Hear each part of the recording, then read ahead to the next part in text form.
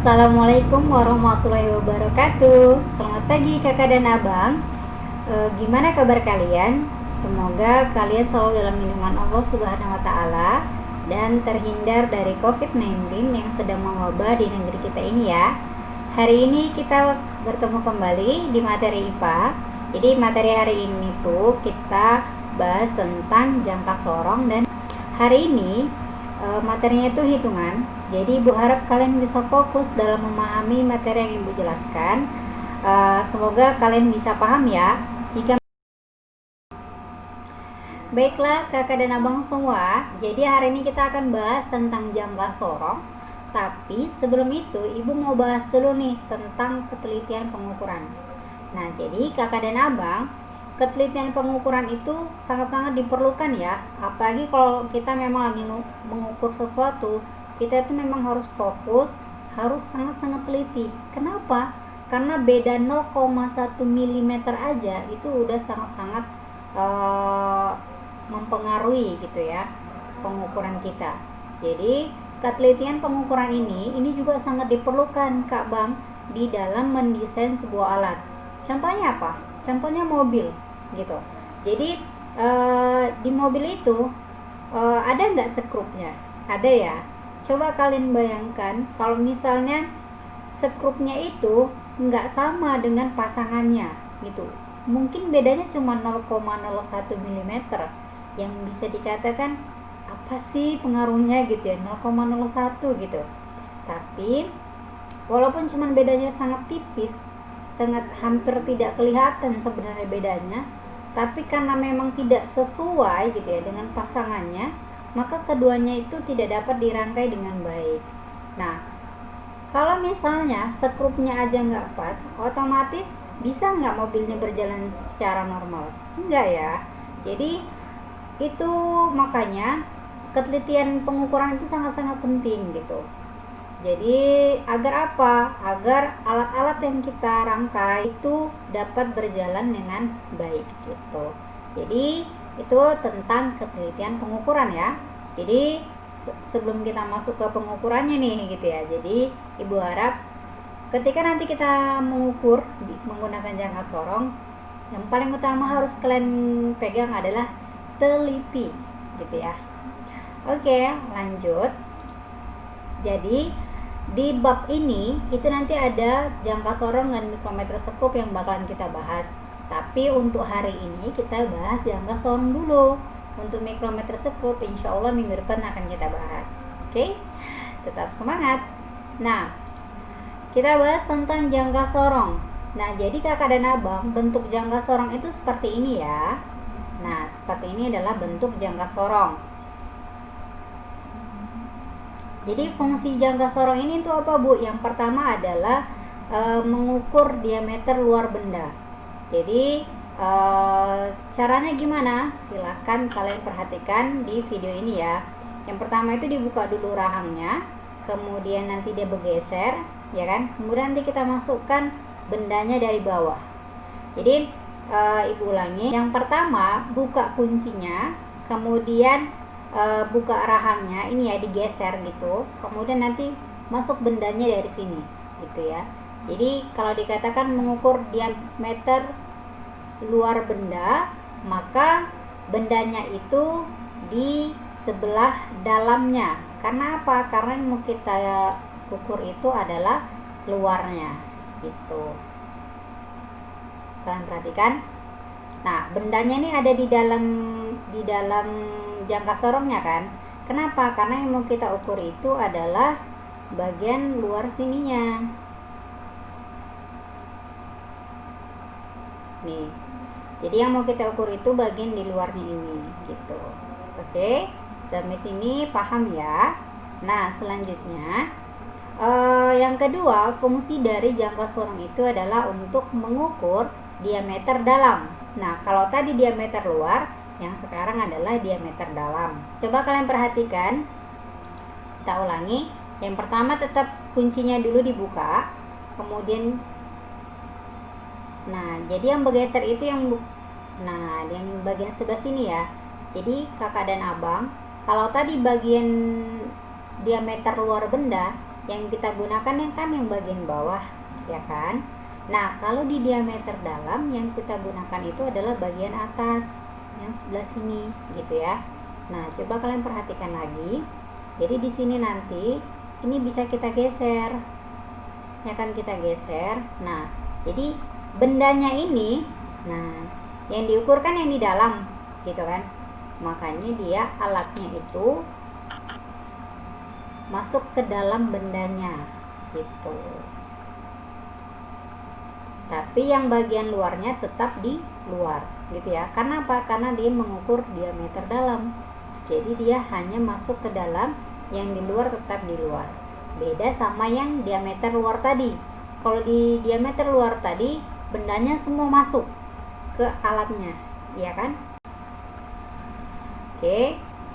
Selanjutnya, mengukur kedalaman benda. Nah, beda lagi Bu, beda. Jadi kalau mengukur kedalaman benda ini hampir sama dengan mengukur panjang sebenarnya. Ya, mengukur panjang, hanya saja ini digunakan apabila benda-benda yang misalnya itu sangat kecil lubangnya. Misalnya kalau misalnya pakai penggaris kan susah ya, misalnya kedalaman pipa kayak gitu, atau kedalaman tabung. Nah, itu kan sulit kan kalau misalnya kita pakai penggaris. Nah, kita bisa pakai ini kakak abang. Caranya gimana? Nah, caranya itu adalah sini itu nanti ada ini ya. Kalau kalian perhatikan, ini tuh ada yang keluar dari sini. Kalau misalnya ini kita geser, itu bakal ada keluar dari sini. Nah, yang seperti ini. Nah, ini tuh bisa sampai panjang kakak dan abang. Kalau misalnya ini kita geser sampai ini, nanti dia bakal bisa keluar panjang sama kayak penggaris gitu. Cuman dia kecil sekali, jadi dia bisa masuk ke bagian-bagian terkecil seperti itu. Nah, sampai sini sudah paham bagaimana cara mengukur diameter luar benda, mengukur diameter dalam benda, dan mengukur kedalaman benda. Nah, nanti jika memang belum paham, bisa diputar-putar ya videonya biar kalian bisa semakin paham. Nah, selanjutnya, nah, kalau tadi itu tentang fungsinya, sekarang ibu mau jelasin. Jadi di jangka sorong ini kakak dan abang ada dua skala. Kalau kalian perhatikan, ini kan ada yang panjang nih, ya kan? Ada yang panjang, kemudian ada lagi yang pendek sebelah sini. Nah, jadi yang panjang tadi, yang ini ya, yang panjang ini namanya skala utama. Nih, coba kalian perhatikan, ini lebih dekatnya ya. Jadi yang angkanya gerak-gerak itulah yang namanya skala utama. Itu yang panjang. Nih, itu namanya skala utama. Nah, di dalam skala utama dia menggunakan satuan sentimeter. Oke. Nah, selanjutnya ada namanya skala nonius. Nah, di skala nonius ini yang bagian yang pendeknya ya. Jadi di skala nonius ini satuannya itu adalah milimeter. Bu, kok bisa beda? Ya, memang seperti itu gitu. Jadi di nonius itu dia memang lebih kecil dibandingkan dengan skala utama. Oke. Nah, jadi tadi ibu katakan kalau di sini kan nanti ada dua satuan ya, ada sentimeter, kemudian ada milimeter. Jadi pastikan ketika kalian nanti mengoperasikannya atau menambahkannya itu harus sudah sama satuannya gitu. Kalau misalnya kalian pakai sentimeter, maka harus kalian ubah ke sentimeter. Kalau misalnya kalian mau pakai yang milimeter, maka harus kalian ubah ke milimeter semua, seperti itu. Nah, di jangka sorong ini kakak dan abang, kita memiliki batas ketelitian namanya. Batas ketelitiannya itu 0,1 mm. Maksudnya itu alat ini atau jangka sorong ini itu ketelitiannya itu sampai 0,1 mm gitu loh. Jadi kalau udah sampai milimeter itu artinya alat ini tuh bisa dikatakan sangat-sangat teliti. Dikatakan persen kesalahannya itu sangat minim gitu. Bukan berarti tidak ada ya, tapi minim gitu. Sampai sini paham kakak dan abang? Ingat ya, ketika kita nanti mengoperasikannya atau menambahkannya, satuan yang kalian pakai harus sudah sama. Jadi pastikan sudah kalian konversi satuannya atau sudah kalian ubah satuannya. Ingat, pelajari konversi satuan yang minggu lalu. Oke ya. Nah, lanjut. Nah, ini kita bahas gimana sih cara membaca skalanya gitu ya, kakak dan abang. Jadi di sini tadi kan pastikan kalian sudah paham mana skala utama, mana skala nonius. Yang skala utama itu yang panjang, yang panjang ini namanya skala utama tadi kan. Kemudian skala nonius itu yang bagian ini, kan begitu ya. Nah, gimana cara menghitungnya? Yang pertama, kalian cari dulu skala utamanya. Jadi, nilai di skala utama itu berapa? Cara nyarinya gimana, Bu? Nah, kalian lihat yang angka sebelum 0. Nolnya yang di sini ya, maksudnya. Kalian perhatikan pelan-pelan ya, kakak dan abang. Di skala nonius ini kan ada angka 0, ya kan? Nah, garis sebelum angka 0 itu yang mana? Yang ini kan? Ini kan garis sebelum angka 0 di sini kan? Nah, itu artinya berarti itulah nilai dari skala utamanya. Jadi, sekali lagi Bu katakan, nilai dari skala utama itu adalah garis sebelum angka 0 yang ada di skala nonius. Jadi kalian perhatikan di sini, ini angka 0-nya, maka berarti garisnya itu yang ini, ya kan? Ini adalah garis untuk batas skala utamanya. Berarti kalau yang di sini kita hitung, ini kan 4 ya. 4, berarti ini 4,1, 4,2, 4,3, 4,4, 4,5, 4,6, 4,7. Itu artinya nilai dari skala utamanya itu adalah 4,7 cm. Sampai sini paham, kakak dan abang? Oke, selanjutnya kita cari yang skala nonius. Nah, cara nyarinya gimana, Ibu? Cara nyarinya adalah kalian perhatikan di skala nonius ini. Nih ya, tadi skala nonius yang bawah kan, yang kecil. Nah, mana yang garisnya itu berhimpit, yang menyatu dengan skala utama. Jadi, coba kalian perhatikan di sini. Di antara garis dari 0 sampai 9, mana garis yang berhimpit dengan skala utama? Kalian perhatikan di sini. Coba kalian lihat-lihat. Nah, kalau di sini dia sudah ada tandanya, dia angka nomor 4, ya kan? Nah, di angka nomor 4 ini itulah katanya skala noniusnya. Jadi nilai skala noniusnya ini kita kalikan dengan angka ketelitian yang tadi. Tadi angka ketelitian jangka sorong berapa? 0,1 mm, ya kan? Berarti kalau 0,1 dikali dengan 4 berapa? 0,4, ya kan? Nah, tapi satuannya masih dalam milimeter gitu, belum dalam sentimeter. Kalau kita mau tambahkan ke 4,7 cm yang tadi, maka harus sama kan satuannya. Nah, jadi bisa kalian pilih, kalian mau pilih ke sentimeternya atau kalian mau pilih ke milimeternya. Itu bebas, terserah kalian ya. Nah, di sini contohnya itu adalah kita ubah ke sentimeter berarti. Kalau tadi 4,7 cm berarti tetapkan. Kemudian tadi 0,4 mm. Nah, milimeter ke sentimeter naik berapa tangga? 1 kan? Berarti cuman kita bagi 10. Berarti 0,4 dibagi 10 berapa? 0,04. Tambah nolnya 1, ya kan? Berarti 4,7 ditambah 0,04 sama dengan 4,74 cm. Sampai sini paham? Nah, semoga kalian paham dengan apa yang Ibu jelaskan ya.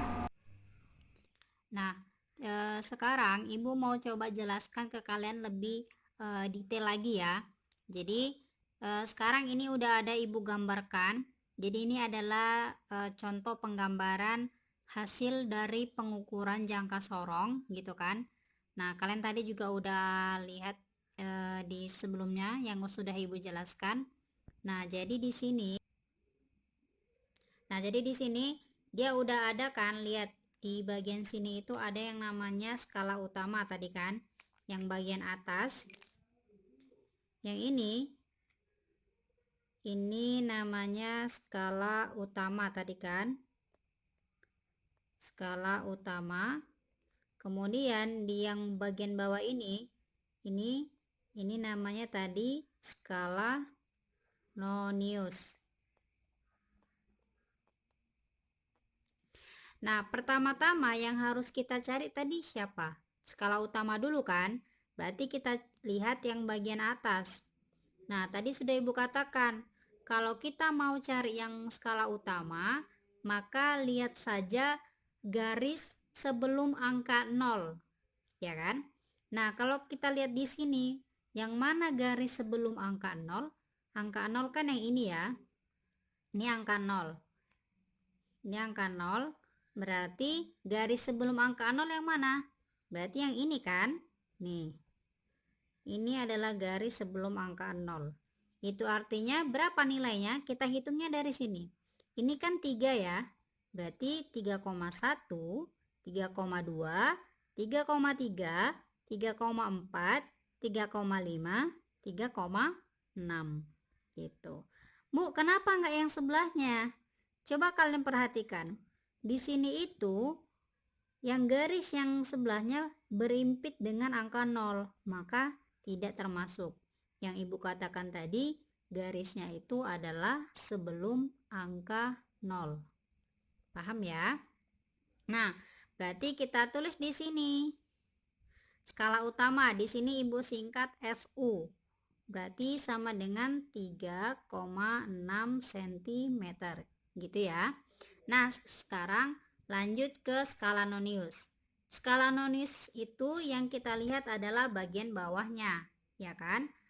Yang bagian bawah tapi yang berimpit dengan bagian atas gitu. Paham?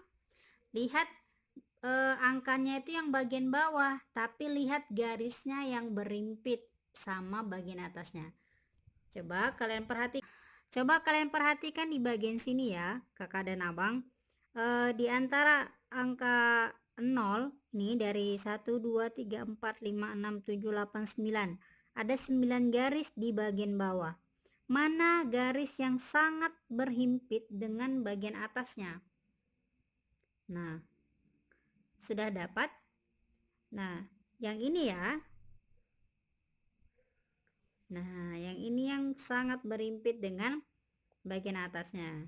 Coba kalian perhatikan. Nah, itu artinya skala Noniusnya itu dihitung dari sini. 0 kan? Berarti 1, 2, 3, 4, 5, 6, 7, 8. Berarti adalah garis ke-8. Berarti kita buat di sini. Sama dengan 8 mm. Gitu kan? Nah, lanjut ya. Ketika kita udah dapat skala utama dan juga skala Nonius, maka kita masukkan ke hasilnya. Hasil pengukuran. Berarti sama dengan skala utamanya berapa? 3,6 ya. 3,6 cm. Kan gitu. Ditambah skala Noniusnya berapa? 8 mm kan? Dikali dengan NST-nya tadi berapa? Nah, jadi NST itu adalah nilai standar terkecil atau sama juga dengan ketelitiannya. Tadi kita udah sepakat kan, kalau nilai ketelitian dari jangka sorong ini adalah 0,1 mm, gitu kan? Maka yang 0,1 mm inilah yang kita kalikan ke skala Nonius. Jadi kita kalikan 0,01. Ini tadi masih dalam milimeter. Sama dengan 3,6 cm ditambah 8 dikali ini 0,1 tadi ya, maaf tadi ibu ada silap. Nah berarti 8 dikali 0,1 berapa? 0,8 mm. Nah sekarang ibu mau tanya dulu, ini di sini cm, sedangkan di sini, jadi harus sama dulu satuannya baru bisa kita tambahkan. Nah gimana caranya? Oke, nah jadi tadi caranya itu adalah harus kita ubah dulu salah satunya. Sekarang yang mau ibu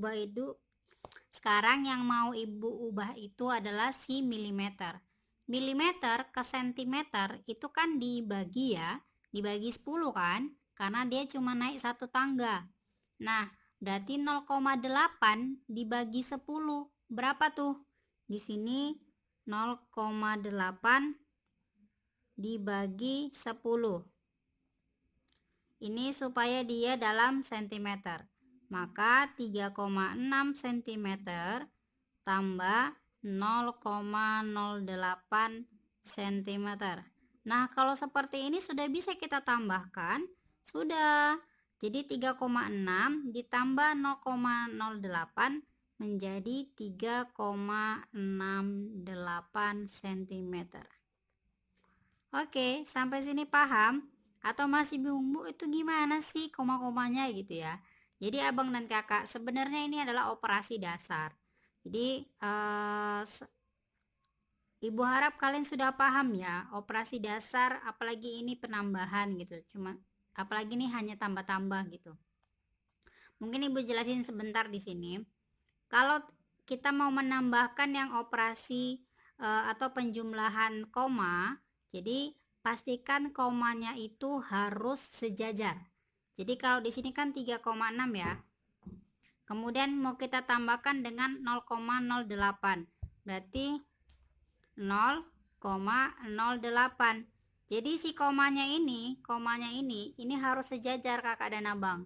Kalau dia nanti beda satu aja, misalnya kalian buat nanti 3,6 ditambah 0,08 misalnya kayak gini.